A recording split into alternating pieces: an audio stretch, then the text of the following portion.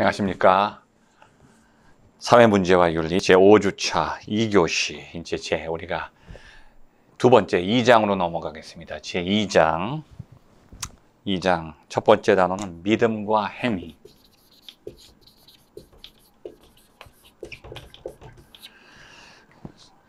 여러분께서 지금 이제 거의 이 내용들은 조직신학적인 주제죠. 우리 1장에서 공부했던 것들은 구약신학, 신약신학. 근데 이것을 통틀어서 우리는 성서윤리라고 그래요. 성서윤리. 그러니까 윤리라고 하는 것은 이 시간 사회문제와 윤리인데, 윤리의 방향이 성서적인 본문과 내용들 안에 있는 윤리적인 의미를 끄집어내는 게 있고, 또 경제 문제를 윤리적으로 진다는 경제윤리, 정치윤리, 문화윤리, 성윤리, 생명윤리, 환경윤리 분야가 다양하죠. 이 시간은 주로 이제 성서 안에서 윤리적인 이론과 기초를 우리가 공부해서 이것을 우리 사회 현실 속에 있는 구체적인 문제들에게 어떻게 적용할 것인가를 다루는 시간입니다. 그래서 이제 3장에서는 구체적인 우리 삶의 상황 속에서 겪는 여러 가지 문제들과 사회적 현상들을 지금 우리가 공부했던 성서윤리적인 관점에서 분석하고 진단하는 거죠. 그래서 이제 우리가 기초적인 작업을 통해서 이제 쭉 구약, 신약, 이 시간은 이제 조직신학적인 내용이에요. 조직신학적인 내용. 사실 윤리는 구약도 연결돼 있고 신약도 연결되고 조직신학도 연결됩니다. 믿음과 행함. 이거 다 아는 얘기인데요. 이거 다 우리가 특별히 더 깊이 공부할 내용 없을 것 같은데요. 여러분이 그렇게 느끼실 수도 있는데 전혀 그렇지 않아요. 믿음, 행함. 믿음을 너무나도 내가 잘한다고 생각하지만, 또는 자기가 믿는다고 생각하지만, 막상 설명하려고 하면 믿음이 뭐냐 그러면 막막하죠. 설명을 못해요. 이 믿음이라는 게 과연 우리가 일상적으로 이해하는 믿음인가? 이 문 밖에 저기 누가 서 있다는 것, 그것을 믿는 것인가? 아니면 내일 해가 뜬다는 것, 아니면 내가 내일 비가 온다는 것을 믿는 그런 믿음인가? 아니면 성서에서 말하는 믿음은 전혀 다른 차원인가? 쉽게 말하면 내가 믿는다는 것과 주님이 나에게 요구하시는 믿음은 과연 동일한 것인가? 지금 내가 고백하는 믿음과 2000년 전에 우리의 믿음의 조상들이 박해를 받으면서, 처형당하면서, 순교하면서, 화형당하면서 고백했던 믿음이 과연 똑같은 믿음인가? 입으로 고백하는 것이 과연 믿음인가? 아니면 믿어지는 것을 믿는 게 믿음인가? 믿을 수 없는 것을 결단하면서 나의 믿음 없음을 고백하는 것인가? 어떤 이방인 아버지의 고백이 있죠. 누가복음 9장에 보면 내가 믿나이다. 나의 믿음 없음을 도와주소서. 분명히 믿는다고 그러는데 내가 믿지 못한다는 거예요. 정신분열증인가요? 내가 믿나이다. 믿음 없음을 도와주소서. 여기서 믿나이다는 내가 믿음을 결단하나이다. 그러나 나에게는 아직 믿음이 없나이다. 어떤 것이 믿음인가요? 확실한 것을 내가 인정하는 게 믿음인가요? 아니면 가장 불확실할 때 내가 결단하는 것인가요? 현실 속에서 얻어지는 것일까요? 아니면 현실 속에서는 얻어질 수 없고 오히려 믿음이 현실을 만들어가는 것일까요? 자, 제자들이 폭풍 외에 떨고 있을 때 예수님께서 야, 폭풍우가 너무 세구나. 너희들이 고생했지. 그러는 게 아니라 제일 먼저 하신 말씀이 왜 믿음이 없느냐. 폭풍이 문제가 아니라는 거예요. 믿음이 문제라는 거죠. 자, 그런 관점에서 우리가 과연 윤리에서, 기독교 윤리에서는 믿음을 어떻게 이해하느냐? 믿음이 그냥 마음속에 품고 있는 거냐? 아니면 믿음도 하나의 행위냐, 행함이냐? 여러 가지 그런 해석들이 다양하죠. 루터가 한 유명한 얘기 중에 이런 얘기가 있어요.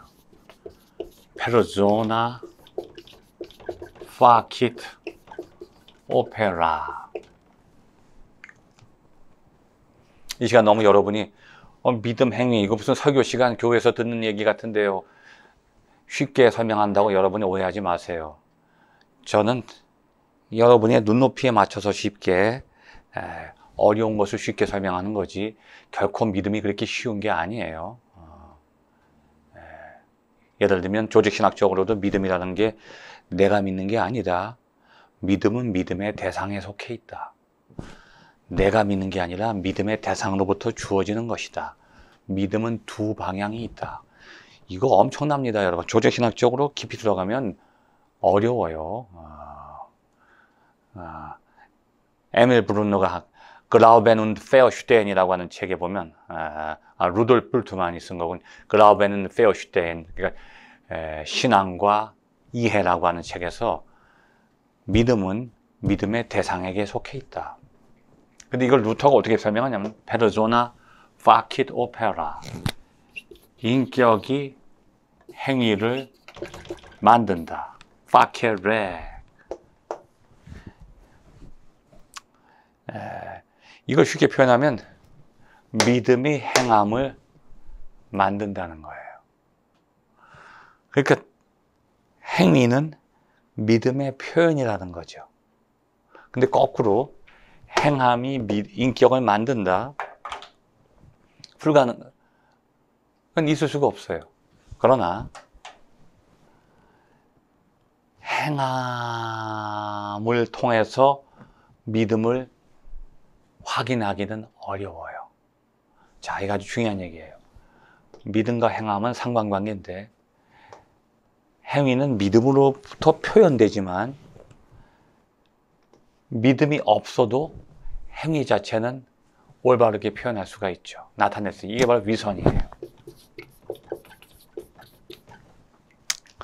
자, 인격이 행위를 만든다. 이게 뭐냐면 존재, 선한 존재가 선한 행동을 만든다는 거예요. 이걸 더 쉽게 설명하면 선한 나무가 선한 열매를 맺는다.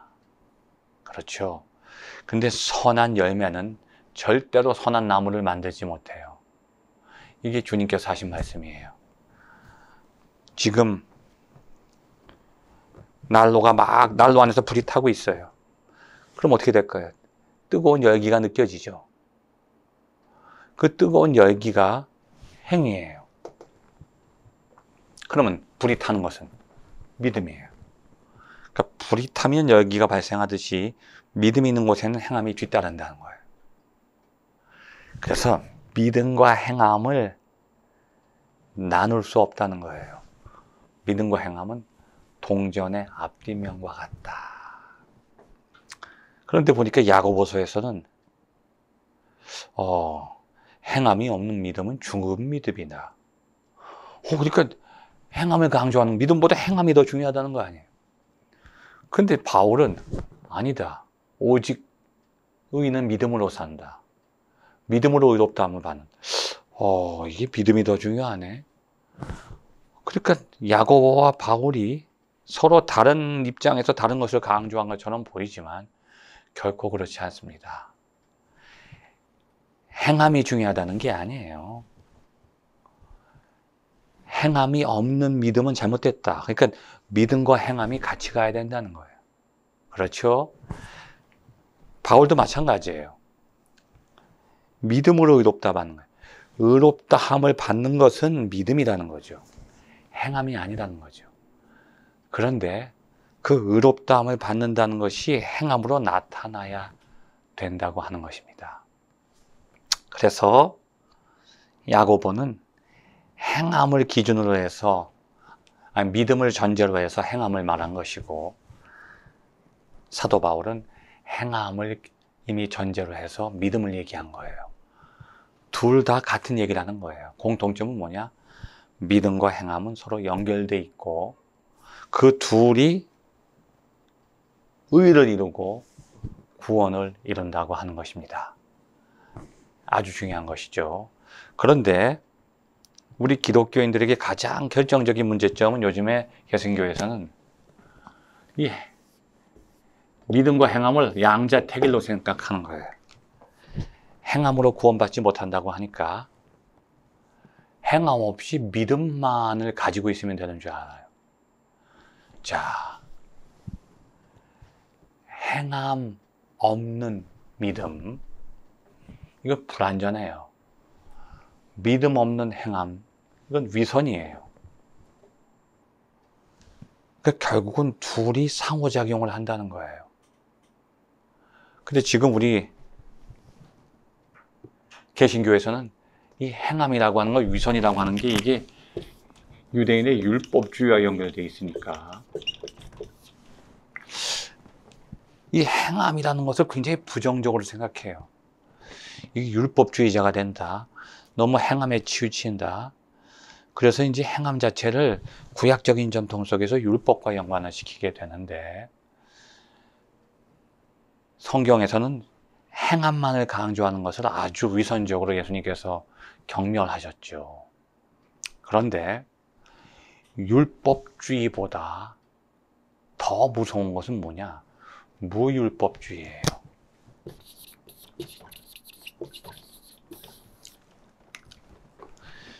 율법만 가지고 구원을 이루려는 그런 바리새인의 전통, 그것도 문제인데 아예 율법을 거부하는 거예요. 근데 예수님께서 그런 것을 지적하신 거예요. 내가 율법주의를 비판하고 바리새인들을 독사의 자식으로 얘기했는데 너희들 오해하지 마라. 내가 율법을 폐하는 게 아니야. 오히려 완성하러 왔다. 그 무슨 뜻이냐면 율법보다 더 강력한 것을 우리에게 요구하시는 거예요. 어떤 것을 요구하실까요? 그렇죠. 너희들 이웃을 사랑하라고 그랬냐? 그것은 부족해. 2% 부족한 게 아니라 98% 부족해. 율법에는 이웃을 사랑하라고 그랬는데 난 너희들에게 새로운 계명을 준다. 놀래지 마라. 이웃을 사랑하는 것은 누구나 할 수 있어. 근데 내가 너희에게 원하는 것은 그게 아니야. 원수까지도 사랑해. 그러니까 예수님은 율법을 폐하신 게 아니라 율법보다 더 무서운 요구를 우리에게 하시는 거예요. 이웃사랑은 너무 부족해. 원수를 사랑해. 맨뺨 맞고 도망가지 말고 오른뺨도 갖다 대. 겉옷을 달래면 속옷까지 줘. 오리를 가자면 오리 가는 것은 율법인데 내가 너에게 명하는 것은 십리까지 가. 3번 용서하는 거 율법이야. 그렇다고 7번 용서했다고 교만하면 안 돼.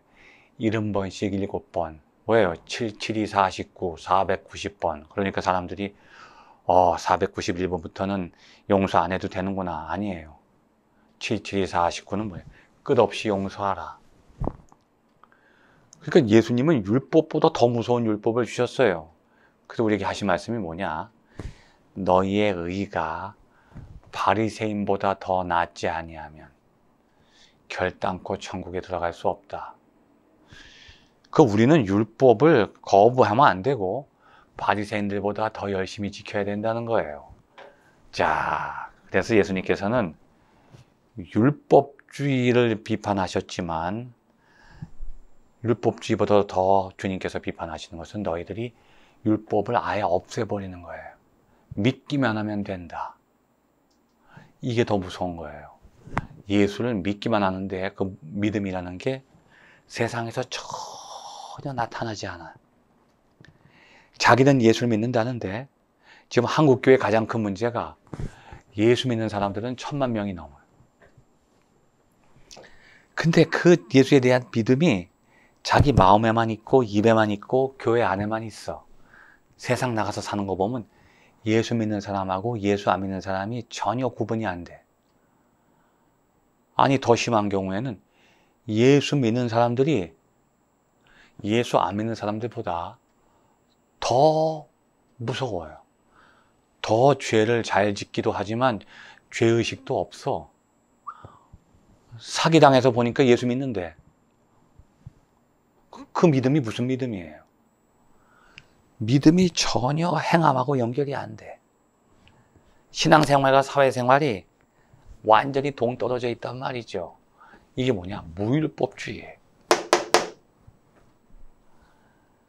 우리는 예수를 믿는 사람들인데 그 믿음이라는 건 뭐냐 하면 예수처럼 살 때 예수를 믿는 거예요. 예수님이 가신 길을 따라가고 내가 그리스도와 함께 십자가에 못 박혔나니 이제는 내가 사는 것이 아니야. 지금 내가 육체 가운데 사는 것은 나를 위해서 십자가에 달리신 하나님의 아들을 믿는 믿음 안에서 사는 거야. 믿음은 뭐예요? 삶이에요. 이게 기독교 윤리에서 보는 믿음이에요. 기독교 윤리에서는 믿음이라는 것이 우리가 고백하는 것도 아니고 마음속에 품고 있는 것도 아니에요. 우리의 감정 상태도 아니에요. 믿음은 삶이에요. 그래서 예수를 믿는다고 하는 것은 바울이 볼 때는 예수처럼 사는 것이다. 나를 위해서 십자가에 달리신 하나님의 아들을 믿는 것이다가 아니라 하나님의 아들을 믿는 믿음 안에서 사는 것이다. 그래서 믿음과 행함이라고 하는 것은 동전의 앞뒷면과 같은 거예요. 그래서 믿음이 행함으로 완성될 때 그것을 믿음이라고 하는 것이지, 행함이 배제되어 있을 때 오히려 그 믿음은 불완전하고 무너질 수밖에 없다고 하는 것이죠.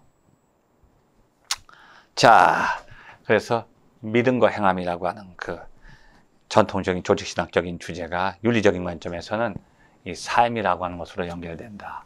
그렇게 여러분이 잘 이해해 주시고, 그 다음에 두 번째 주제인 신화와 현실.